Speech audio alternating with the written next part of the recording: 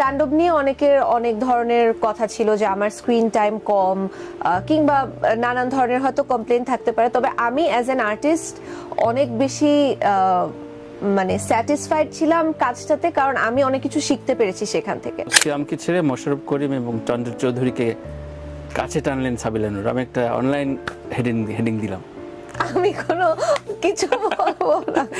আচ্ছা, মাল্টিকাস্টিং ছবিতে তানিমুর এই ছবিটা তো মাল্টিকাস্টিং এবং উৎসবটাও ছিল, তো বনলতা এক্সপ্রেসটা যদি হয় এটাতে কোনো ধরনের রিস্ক ফ্যাক্টর থাকে কিনা, অনেক সিকোয়েন্স গোনা হয় কিনা, আচ্ছা আমি আমার প্রায়োরিটি কি, আমি হারায় যাব নাকি এতগুলো তারকার মধ্যে। একটা ম্যাচিউরড জায়গায় এসে সাবিলা তো এটা ভাবতে পারে, মানে এটা ভাবাটা অন্যায় কিছু না। সো এই ইনার ফিলিংটা কেমন থাকে?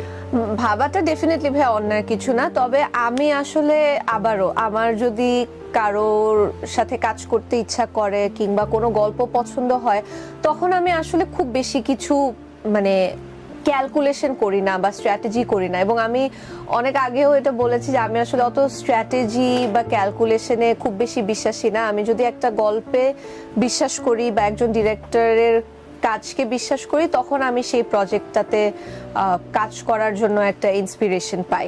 এবং আমার কাছে মনে হয় এটা আমার জন্য অনেক বড় একটা অপরচুনিটি হবে এত গুণী আর্টিস্টদের কে দেখার, মানে তাদের কাজের প্রসেসটা সামনাসামনি দেখার। এবং আমি আগেও বলেছি যে আমি যখন শাকিব ভাইয়ের সাথে কাজ করেছি আমি দেখেছি যে উনি কতটা ডেডিকেটেড এবং কতটা ডিসিপ্লিন। সো ওখান থেকে আমি একটা মানে আমি কিন্তু তাণ্ডব নিয়ে অনেকের অনেক ধরনের কথা ছিল যে আমার স্ক্রিন টাইম কম, কিংবা নানান ধরনের হয়তো কমপ্লেইন থাকতে পারে, তবে আমি অ্যাজ অ্যান আর্টিস্ট অনেক বেশি মানে স্যাটিসফাইড ছিলাম কাজটাতে, কারণ আমি অনেক কিছু শিখতে পেরেছি সেখান থেকে।